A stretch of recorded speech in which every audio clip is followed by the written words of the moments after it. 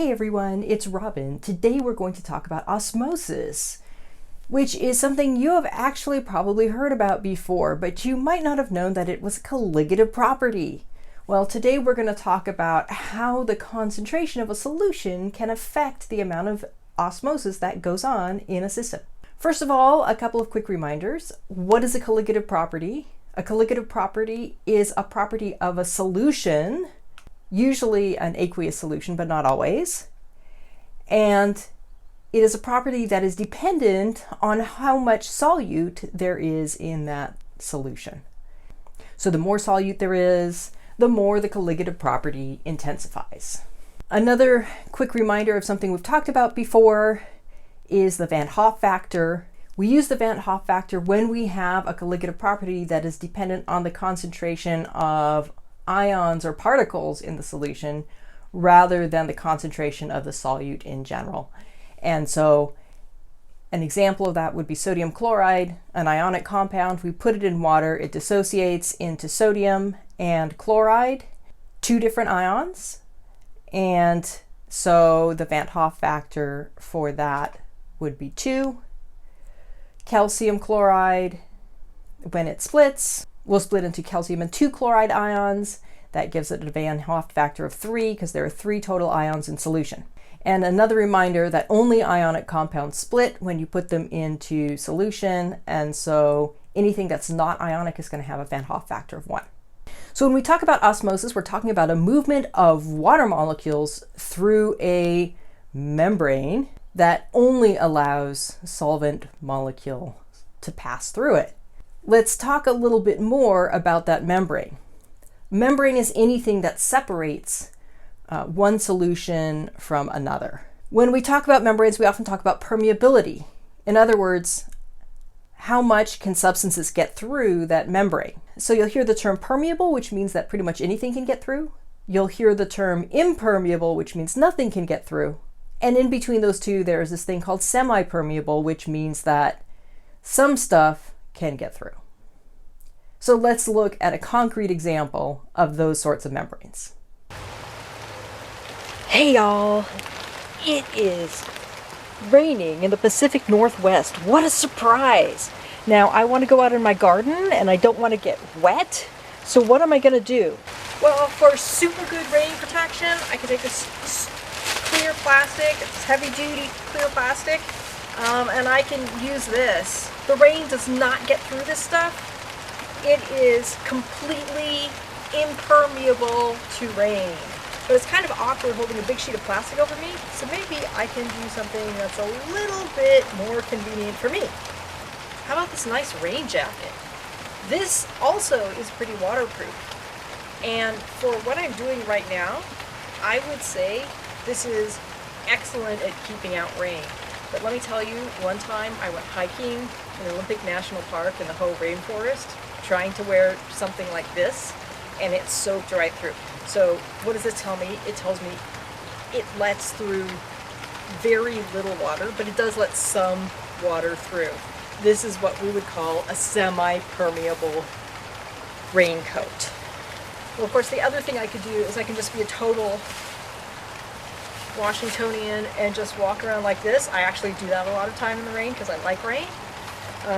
But you can see that my clothing is just going to let all the rain through and it's going to get me mighty wet. So the reason we want to talk about a semi-permeable membrane is because cell membranes are semi-permeable. And so when you're talking about biology, this is really important. It will allow some things through. There are a lot of things that can get into a cell, but they don't all go in the same way. There are many channels into a cell, but they're specialized. So it's not like a door to the house where, you know, you go through the doors to the house and the groceries go through the doors to the house. And when you get new furniture, it goes through the doors to the house. We have specialized channels leading into the cell, and those channels only let certain kinds of things through. So for example, you have ion channels that let through charged particles, but nothing that's not charged will go through an ion channel.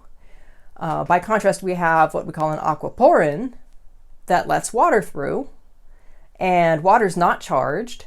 But if you try and put an ion through there, it's not going to go through because nothing that's charged is going to make it through an aquaporin. So these channels are very specialized in terms of what they let through. So why does osmosis happen? Essentially, it starts with unequal concentrations on either side of the membrane, and nature likes to find a balance, so it's going to try and reach an equilibrium where those concentrations are similar. Now, there's two ways you can do that. You can move ions through, or you could move water through. But the truth is that the easiest thing to get through our cell membranes is water. And so it is much faster and more efficient to move solvent molecules rather than to move ions. So that's what happens. The water moves. So let's look at osmosis in action then.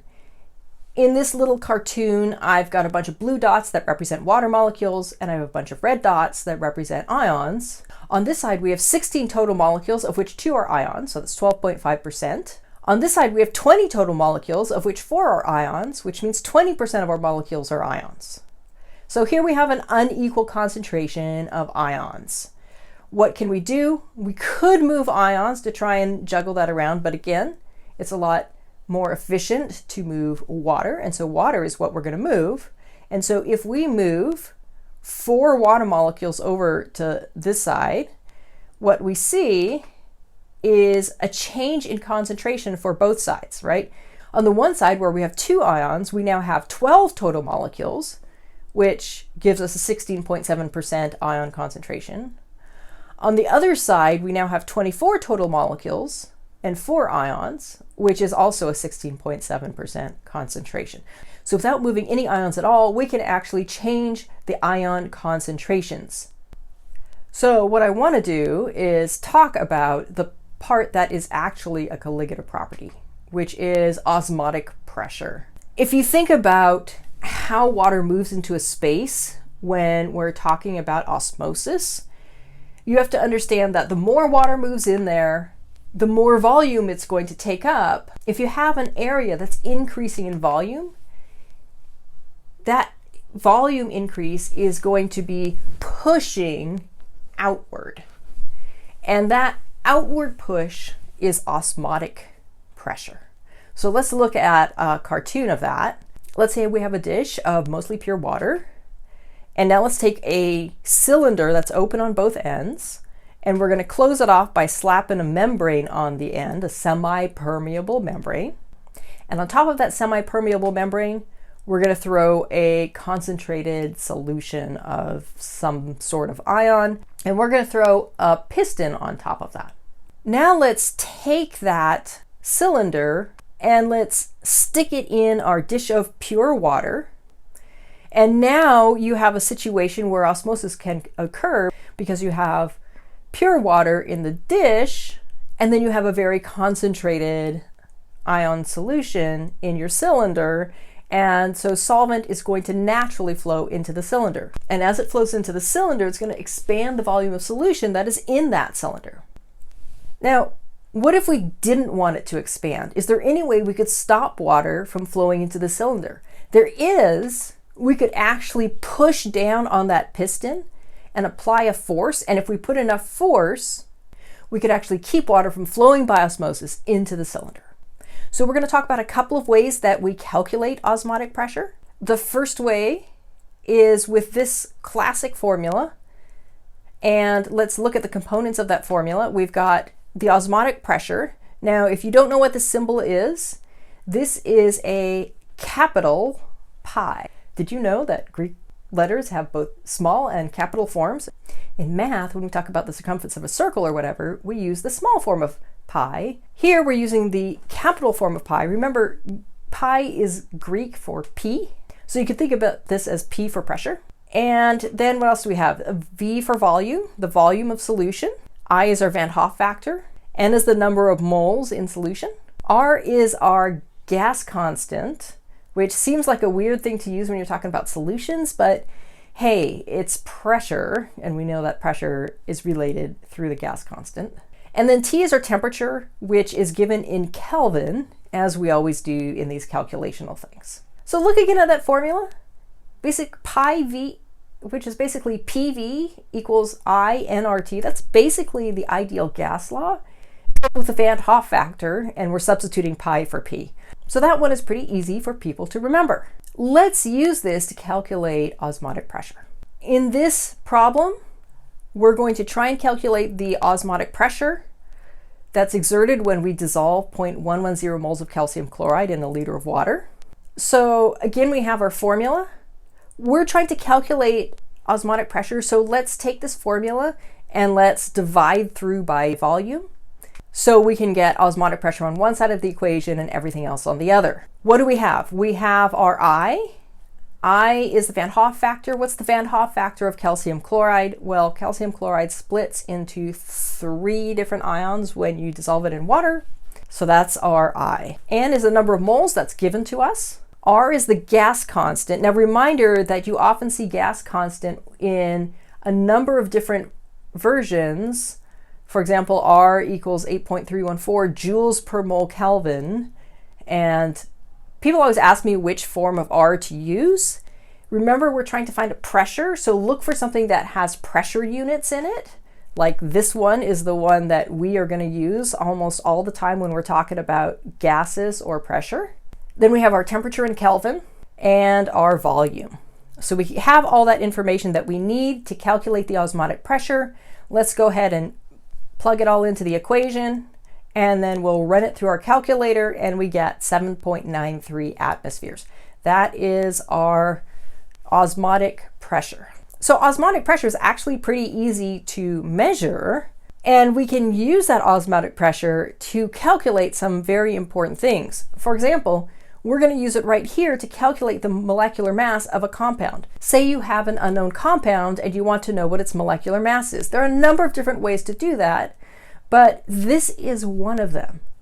Now you might say, how can we calculate the molecular mass? The first thing we're going to do is we're going to calculate the number of moles in 1 liter, okay? We are given here the mass per liter. So if we know the number of moles in 1 liter and we know the mass in 1 liter, we can calculate the molecular mass. Let's take our standard osmotic pressure equation and let's rearrange it so we are solving for the number of moles, because that's what we want to figure out first. Here's our equation. Do we have all of those things? Kind of looking ahead, we're going to use R, that is in units of atmosphere. Our osmotic pressure is given in torr. So let's convert that to atmospheres. Remember, there's 760 torr in an atmosphere. So it's that number of atmospheres. Our volume is 1 liter because we're calculating the number of moles in 1 liter. We're using this form of R, as we always do when we are talking about osmotic pressure. Here's our temperature, 25 degrees Celsius. Of course, we need that in Kelvin, so we can convert it to 298.15 Kelvin. And then we have our Van Hoff factor. What's our Van Hoff factor? All of this is a sugar. We don't even know what it is. So how do we know what the Van Hoff factor is? Well, we know because it's a sugar that it's not ionic. Sugars are covalent compounds, and covalent compounds do not split up when you put them in solution, so our I is 1. So we plug all that into the formula and we run it through the calculator, and what we get is we get 0.001209 moles of sugar in a liter of solution. Okay, now let's find the molar mass. So we know that we have 4.15 grams per liter, which means in every liter of solution we've got 4.15 grams of stuff. And we calculated earlier that 4.15 grams must also be equal to 0.001209 moles. Our molar mass then will be 4.15 grams divided by 0.001209 moles. Run that through the calculator. We get 3,430 grams per mole. That's got the correct number of sig figs in there. Now, I know that seems rather huge, but when you have complex sugars, they actually can have that large of a molar mass. So that gives you a feel for working with that classic formula that we use to determine osmotic pressure. Now we're going to talk about a different form that you might see, which uses molarity. So basically, if we go back to our classic formula and we divide both sides by V, what we're going to get is this. On this side, the volumes cancel out, so we're just going to have pi, right? And then I'm going to rearrange the stuff on the right side like this. And the reason I do that is because when you have N over V, that's number of moles per volume. That's molarity, right? How many moles in how many liters. And so we can write that then as osmotic pressure being equal to the Hoff Factor times the molarity times the gas constant times the temperature in Kelvin. So now we can do problems like this where what osmotic pressure will that sodium chloride solution exert, where we don't know the number of moles, but we do know the molarity of the solution. Again, we have our Hoff factor of sodium chloride is going to be 2. Our molarity is 0.053. Gas constant is the same it's always been. Temperature is 300 Kelvin. So we've got everything we need to solve for the osmotic pressure. Let's plug it in. Let's run it through the calculator. We get 2.6 atmospheres of osmotic pressure. So that's how you can calculate the pressure produced by osmosis, which is the way that we equalize concentrations across a membrane. And you can think about many applications of this. One application is if you have a cell that has a very low concentration of salt inside it, and you put it in a whole bunch of salt water, all of the water is going to diffuse through the membrane outside of the cell, and that will basically dehydrate the cell. But if you have a cell that has dissolved stuff in it and you put it in pure fresh water, what's going to happen is a lot of that fresh water is going to move into the cell. You get that outward push that can actually, if it's a strong enough pressure, can actually pop the cell membrane. We call that lysing, right? So the more concentrated the stuff in the cell is, the stronger that osmotic pressure is, and the more likely you are to get the lysing. Hope that was helpful, and we'll see you again soon.